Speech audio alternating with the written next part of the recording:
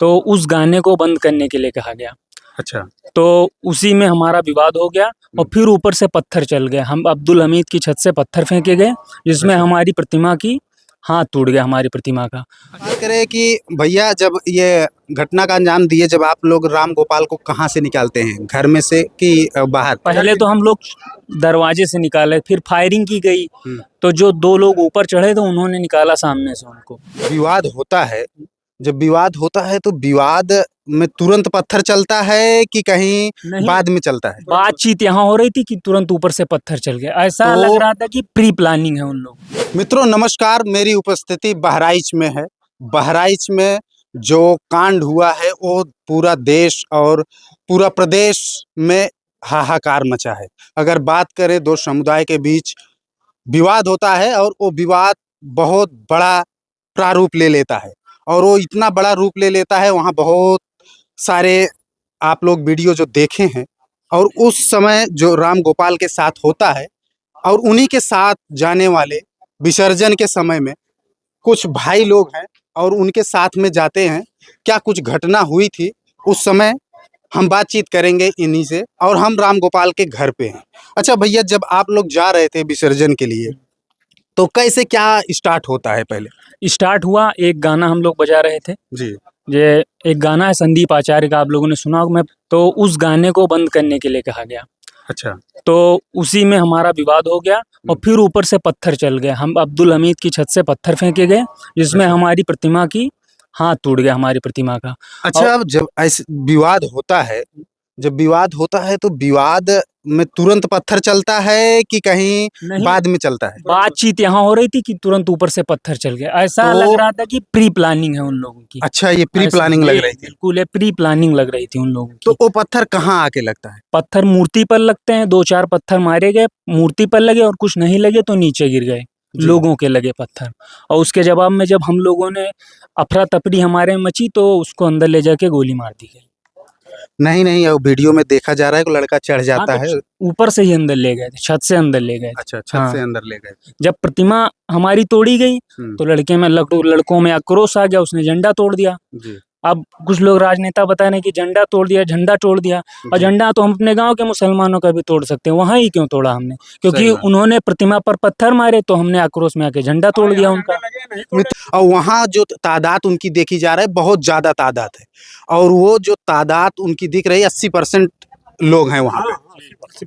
80% लोग, 80% लोग हैं। तो वो तुरंत पथराव चालू कर तुरंत देते पथराव चालू कर दिया। जैसे ही मूर्ति नीचे से देख ली, उन्होंने अपने छत से पथराव चालू कर दिया। तो फिर आप लोगों ने उसको बचाने की कोशिश नहीं की? बचाने की कोशिश किए। कोई छतरी छाता सर, इतना हल्ला वहां पे था कि हमें बंदूक की आवाज ही नहीं सुनाई। फिर बाजू वाली छत से, जो हिंदू घर है बाजू में, संतोष करके उनका नाम है, उनकी लड़की ने इशारा करके बताया। पहले तो चिल्ला चिल्ला के बता रही, तो किसी को सुनाई नहीं, क्योंकि डीजे था, सभी लोग व्यस्त थे।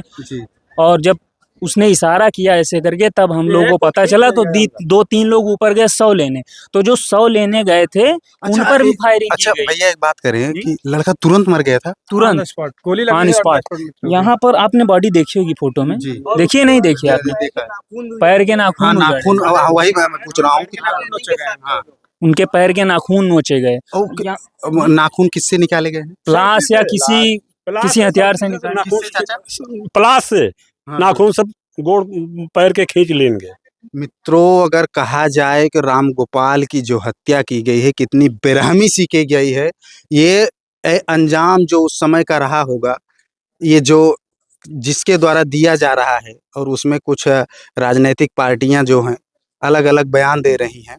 अच्छा चाचा जी, जब आप भी थे साथ में उस समय, तो विसर्जन के समय में कितनी दूरी पे थे आप? विसर्जन कहाँ हुआ? वही मान लो, जब बीच में वहाँ मूर्ति लोग छोड़ के, जब मतलब ये बलबा हो गया, तब लाश निकाल के और मूर्ति छोड़ के सब भाग खड़ी है पूरी जनता। हाँ, पूरी जनता राम गोपाल जी को बचाने में लगे हुए थे। कि उनको गोली लगी हुई थी, उनके पैरों के नाखून नोचे गए थे, उनको बेदर्दी से मारा गया था। जैसे लग रहा था कि किसी आतंकवादी ने उनको मारा है, और उन लोगों का संबंध किसी न किसी आतंकवादी संगठन से जरूर है, और उन लोगों के पास हथियार बहुत ज्यादा मात्रा में उपलब्ध हैं। क्योंकि फोटो में एक हम लोगों का फोटो मिला, फोटो में अगर देखा जा रहा है कि 2 बड़ी बड़ी गन लेके वो लोग खड़े हैं, और जो ये घटना का अंजाम दिया है। अच्छा, इस समय जो आप नेपाल से हथियारों की तस्करी भी करते हैं। जिनके अच्छा, घर में अच्छा। अब्दुल हमीद के 2 लड़के हैं, वो नेपाल से, जिसे उस ज्वेलर्स हैं। ससुराल है उनकी। अच्छा, नेपाल से नेपाल में उनकी रिश्तेदारी है। नेपाल से संबंध है। वो लोग ज्वेलरी का काम करते हैं, सोने के साथ साथ में वो लोग हथियार की भी तस्करी करते हैं नेपाल से। अरे बाप रे।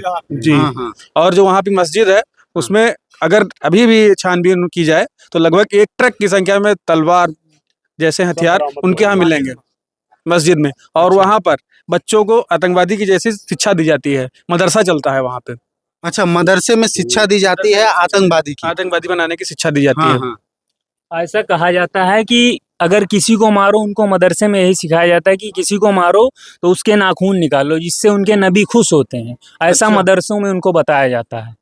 इसके लिए वो लोग नबी हिंसात्मक शिक्षा उनको दी जाती है बचपन से कि नाखून जरूर खींच लो, अच्छा। नाखून जरूर खींच लो पैर के। हाँ, हाँ। अभी अच्छा, योगी सरकार से क्या उम्मीद करते हैं आप लोग?